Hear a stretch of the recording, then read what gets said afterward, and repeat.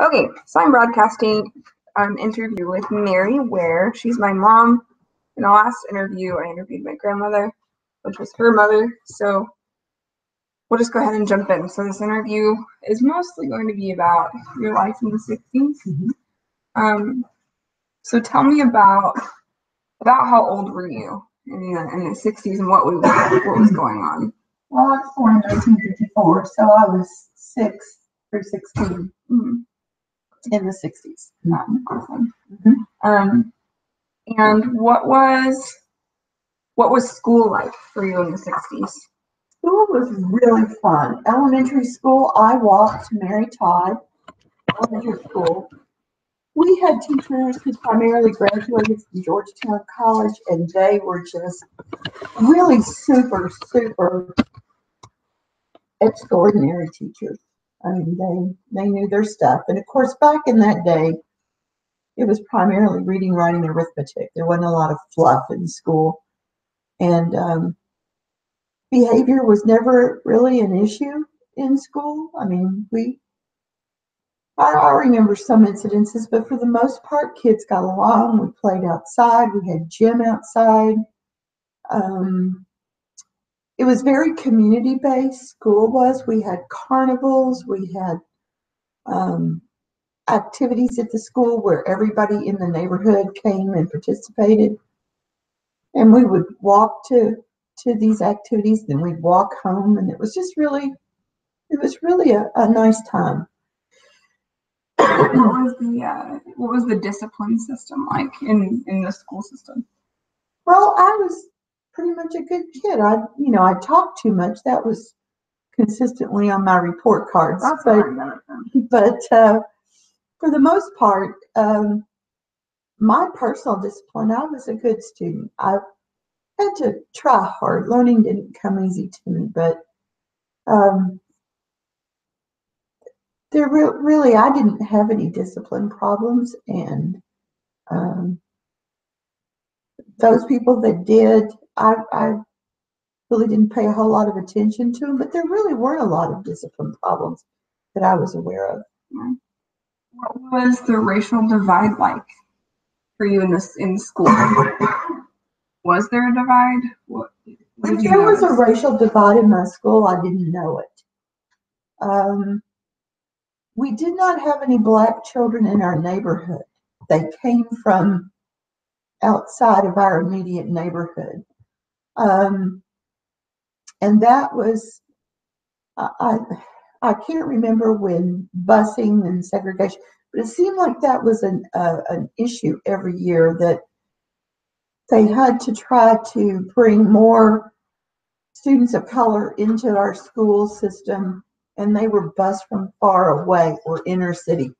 I lived on the outskirts of town, so they would bring students in from other areas, not our immediate district. So if there was a racial issue, I wasn't aware of it at the time. It didn't become apparent to me until I was in high school. I can remember when I was in high school, I belonged to a group of girls called the 16 Seniors. Now, there were 23 of us, but when this was initially started, there were 16 seniors. And it was a group of girls who just arbitrarily got together, and they planned a formal dance. And that dance was held downtown at the Phoenix. And so when we initially got together and organized, we decided that it would cost each girl $80 a piece to participate. And what that got you was your name on the invitation, and you could submit your list of friends to be invited to this dance. For the first time, we had black cheerleaders, 2 black cheerleaders. And I had black friends in my homeroom class. One of them was a little fellow named Arthur Guy, and his father was an assistant bank president or something high up in a bank downtown. And so I submitted my list, and I put Arthur on my list. Some of the other girls put the the black cheerleaders on their list. And we submitted our list at one meeting, and at the next meeting, we were handed our list back, and we were told that there would not be any black people coming to our dance.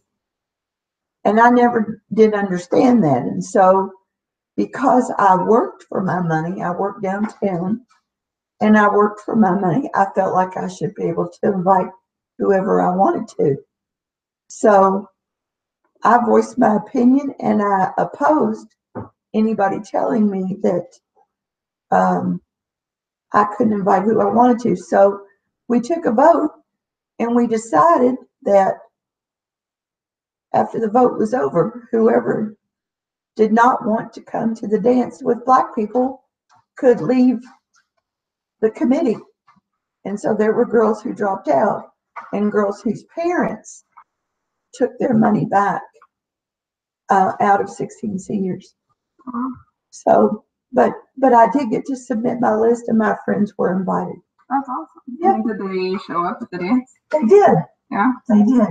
And then those who had invited the black cheerleaders and other black friends also submitted their list, and their friends came as well. So I feel like nowadays relationships between teens and their parents are pretty open. I don't know, at least ours was. I would talk to you about my life and what was going on. What was your relationship like with Annie and with Jim as a teenager? What did they expect of you? Well, I was kind of socially awkward. That's not what I hear from my friends, but that's how I felt. And I spent a lot of time in my room, and I kept my social life, with the exception of my closer girlfriends that lived near me, I kept my social life to myself and didn't share it a lot with my parents. My first boyfriend was a boy that lived in the neighborhood, who lived close by, and my mom knew him. But he asked me to go with him on Friday, and I broke up with him on Monday. So that's just the way. It didn't last very long. The other boy, my mother loved, because his dad was an anesthesiologist, and so that bought him a lot of clout. But that didn't last very long either. He was kind of a dull guy. And then my next relationship was with someone my parents didn't approve of because he was too old. That was their opinion. But I kind of kept it secret. I mean, they knew I was going out on dates, and I had curfews and had to be back in on time. And they were usually at the door to meet me, which was kind of awkward. But I pretty much just kept my relationships to myself. What did you focus on when you would talk with them?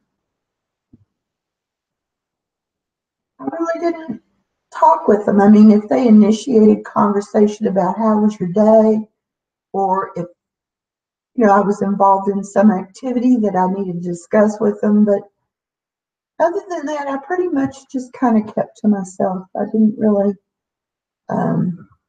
share a lot with my parents, because my mom was an unstable person, and I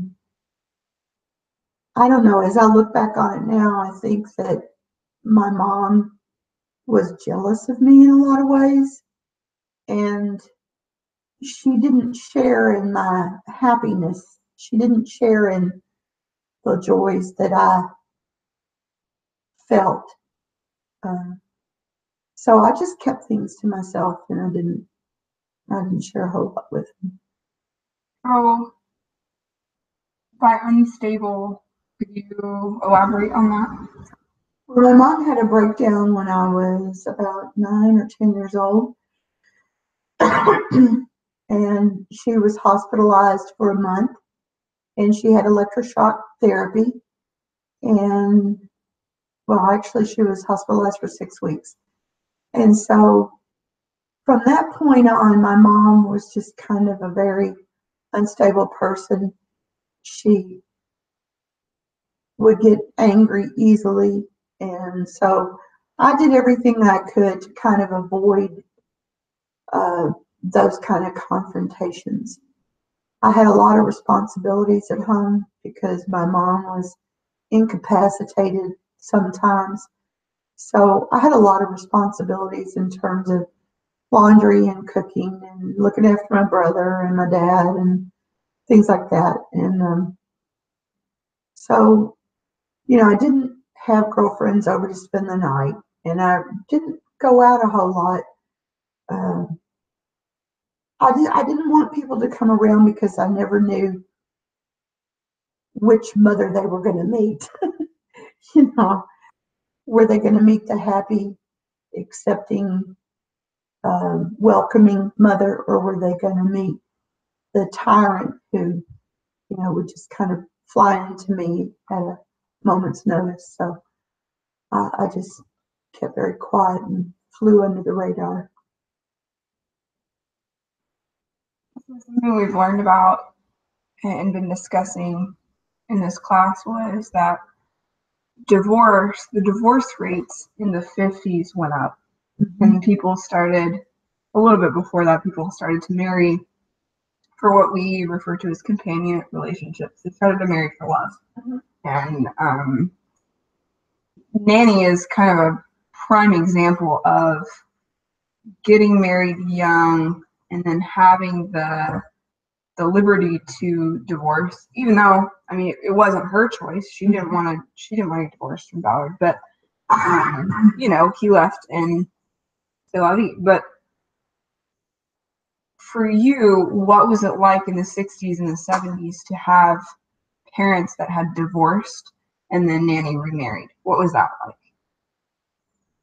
Well, one of the reasons, or one of the catalysts to divorce, were men who had come back from World War II and from the Korean War. And a lot of those guys were just not well. And so I think they would get into relationships, and then their war experiences affected their behavior. Mm-hmm. And so I think that had something to do with my dad's behavior. But because I found it very interesting that we went down to my grandparents' house on the river one time and walked into the house. They weren't home.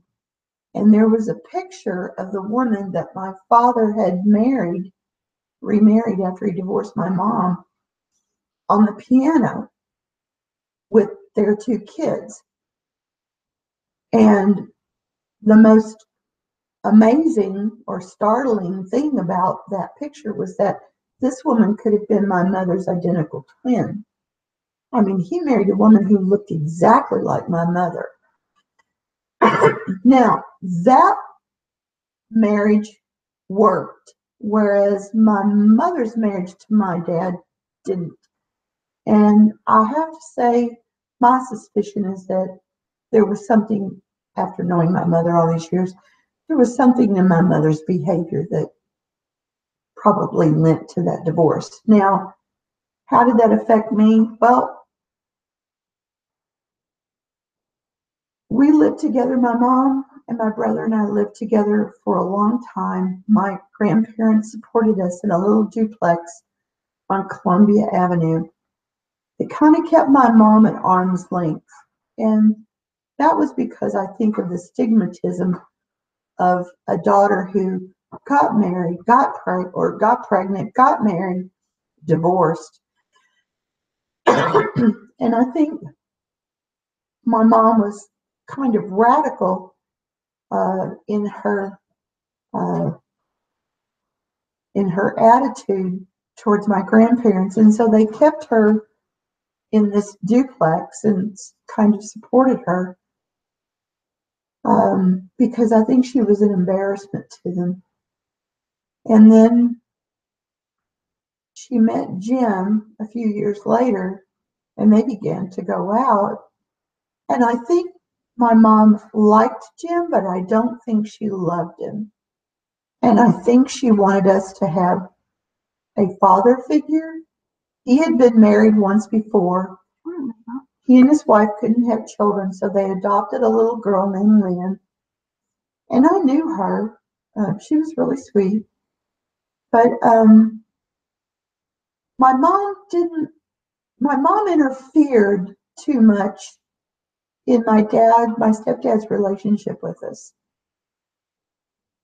She wouldn't let him really discipline us um, independently of her.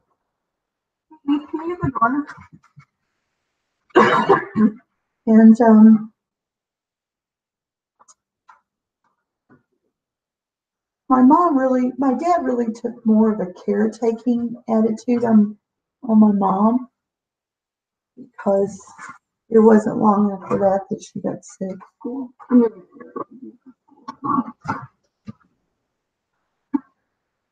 I can video record it. Yeah.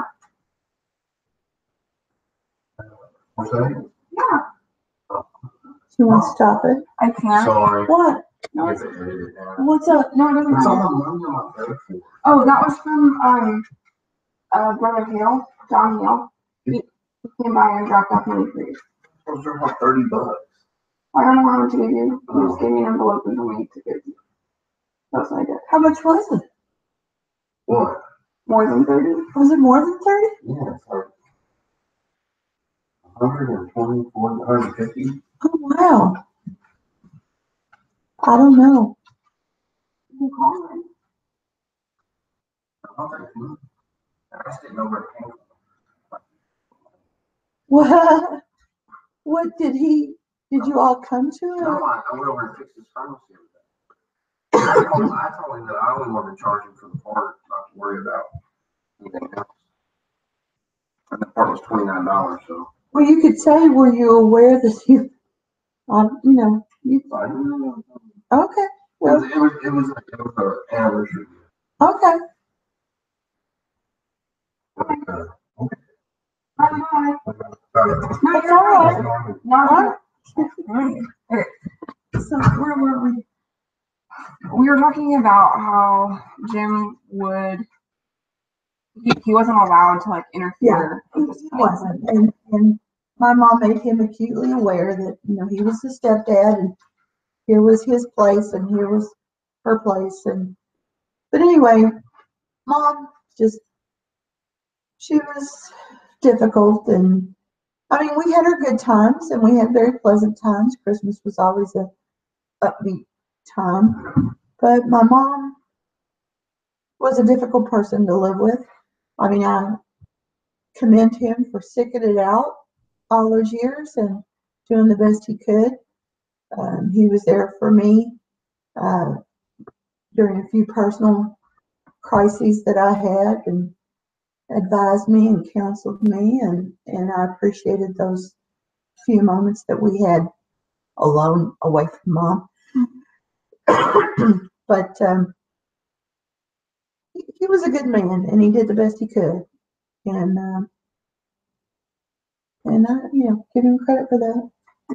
Did your friends or people that you came into contact with react differently to their relationship or view you differently as a child of divorced parents than parents that were married? No. Or nobody really cared? No, nobody cared. Okay.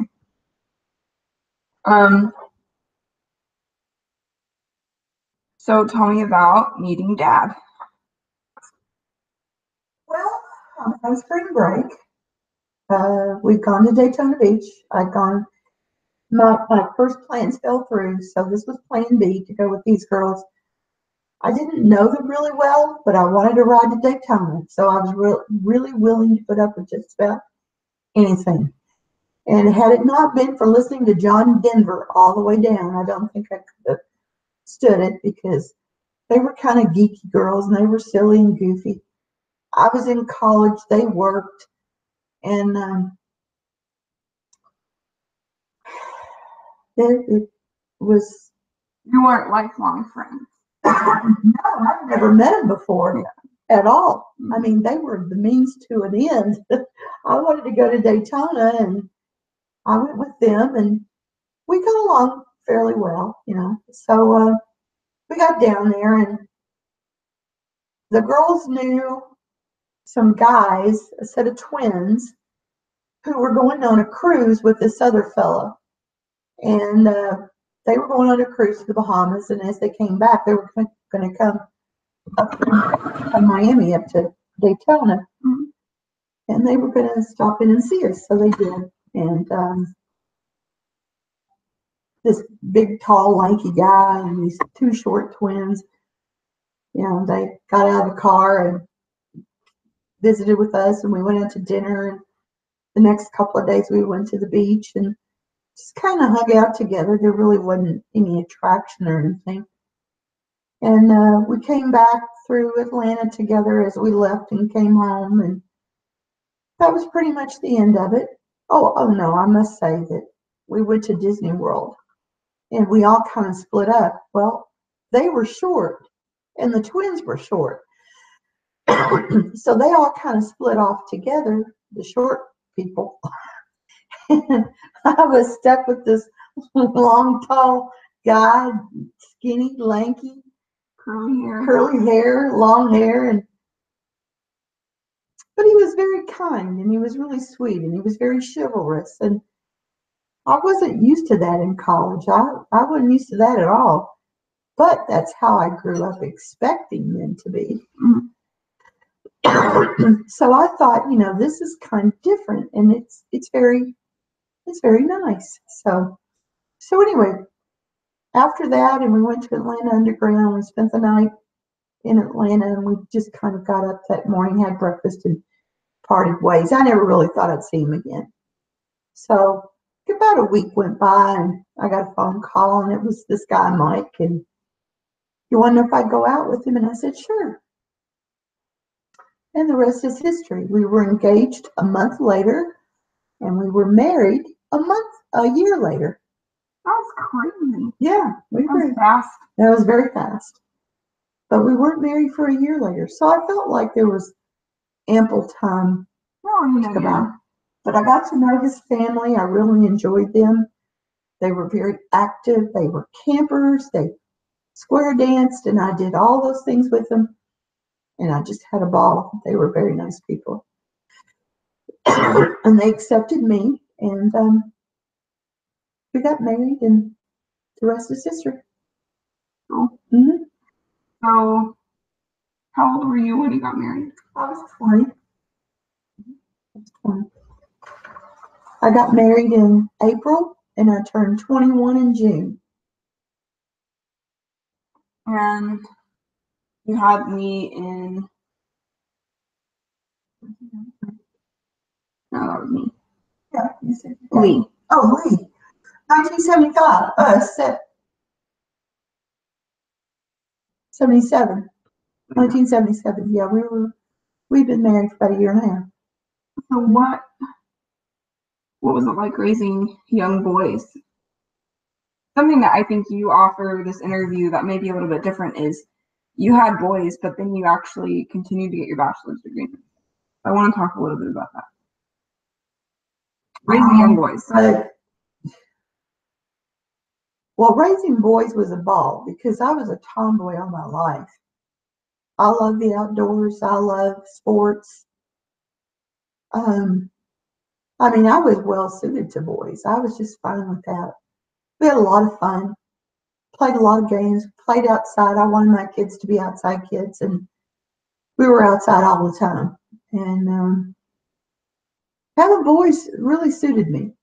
But I didn't finish college when I met your dad. I didn't finish college. And there was a lot of backlash for me because of that, because my grandfather, who I idolized and adored, just sort of chastised me about that. I mean, he really believed that, you know, everybody ought to go to college and get an education. And I was kind of the black sheep of the family for a long time. My brother finished college, and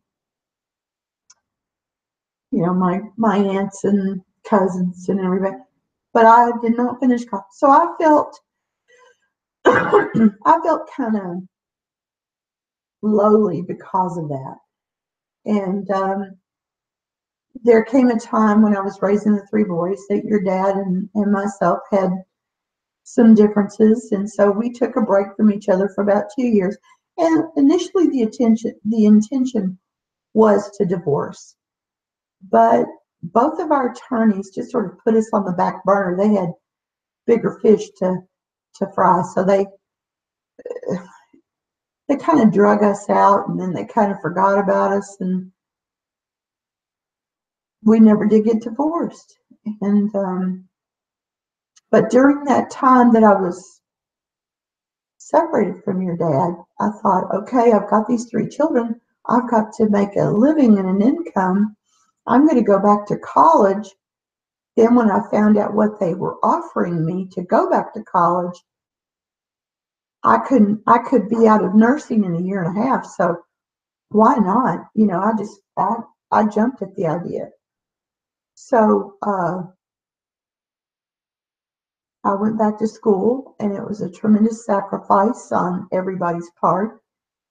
But I did graduate with honors, and was very proud of myself, and my family was proud of me. And I went to work immediately at UK to pay back a stipend that I had gotten for a year, and really enjoyed it. I enjoyed more the teaching aspect, because not only did I work as a med-surg nurse or medical surgical nurse, but I also worked as a clinical instructor for Midway College for 4 years. So uh, those were both great experiences. How did you manage it? How did you go to school with three sons? That's crazy, by the way. I had a lot of balls in the air. Let's put it that way. I mean, I was juggling all the time. I had a lot of resources that I sought out and put into place to help me with the boys. But like I said, it's a sacrifice on everybody's part. And when you're a mom, and when you work, and when you have other responsibilities, such as church or whatever hat you're wearing, you can't do any one of them extremely well. So I felt like my parenting, as I look back, my parenting skills and my parenting was not the best it could have been at the time. And I felt like I had lost touch with the kids and their schooling, and because it was hard for me to work sometimes 2 shifts and then come home and go to a parent teacher meeting or a PTA meeting or this or that. I mean, and there was some sacrifice on everybody's part, but I don't know how I did it. You know, I had youth on my side. I was very active and busy, and just, I don't know, but I tend to do better when I'm under pressure than I do if I've got, you know, long periods of downtime. So I just kept all those balls in the air and just juggled and make it work. And is there anything else? You've given us a lot of insight. Oh yeah. So what was it like as a young couple, you know, in the 60s, late 60s, early 70s, with dad and buying a house? How did you guys go about that process, and what were your peers doing at the time too? Kind of give us some contrast to your situation. Well, like most all young people starting out, we rented. We rented an apartment, then we rented a duplex, then we moved to West Virginia and lived in a house that we rented on the Ohio River. And then we came back and was in a duplex. And we started our family in that duplex. I'm trying to think. I think we only had one child at the time. But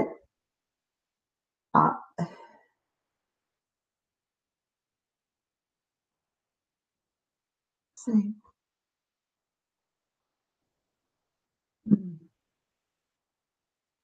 I seem to have missed something somewhere. Oh, okay. I got it now. Yeah, we rented and we had one child at the time. And I was coming out of our neighborhood one morning and I saw a for sale sign go in the sign on the front lawn of this house.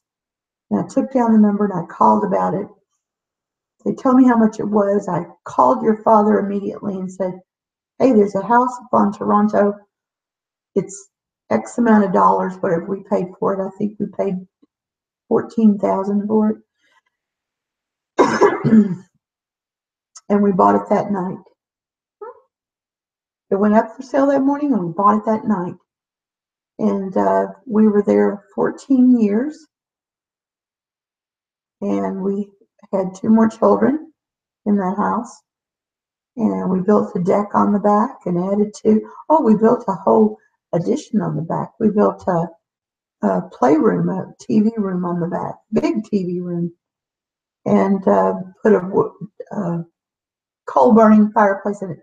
Okay, now in contrast to my friends, well, most everybody else was renting about the same time we were.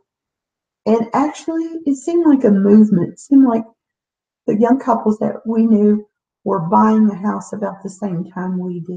Mm-hmm. And for some reason at that time, it was easier. I guess it's all relative, though, to interest rates and to wages and everything. But we made it work. I canned, I gardened. We burned coal to keep the house warm too. And I don't know, we were very happy in that house, very happy. Awesome. The last thing I want to address is something I just thought about. You joined the church in this time period too, fairly early on in your marriage. Yeah, that's interesting. That's another story. Yeah, I want to hear about it. Well, I had just had your older brother, my first child, Lee. He was born on December 16th, and I came home on the 21st of December. And your dad said, as we were coming home, and I was holding this new baby in my arms in the car, he said, oh, by the way, we're having company on Wednesday for dinner. I said, what? He said, hey, you know those guys in the white shirts with the name tags on them? I said, you didn't let them in the door, did you? And he said, yes. So they came for dinner and I was in the kitchen cooking and your dad was getting the lessons and I was listening. And of course I wanted to argue and interrupt and I don't know. I I was actually seeking information, but at the same time, I wanted to kind of criticize. What do you mean women can't hold the priesthood? And what do you mean? I mean, if you think about the 70s and the 60s, that was time of women liberation. So we questioned the authority of male figures in everything. Yeah. So, but the ironic part is, 6 months later, in May, I was baptized and your dad wasn't baptized for 11 years later. So, but he was a dry Mormon all those years. He participated in scouts and came to the children's programs and brought us to and from church and attended occasionally. He had a hard time with the idea of paying tithing and spending so much time in church activities. But then he eventually came around. And now he's on my council. Now he's on the high council. That's really funny. But the two the two parts of the gospel that are the foundation of my testimony is that one, there is still a prophet upon the earth, and two, that families are forever. There's nothing more important to me than my family. My husband and my children are my world. And the idea of just becoming worm food just doesn't make any sense to me. And having seen my father when he died when I was younger, after he died as a ghost, I know that there's something more. And so my faith is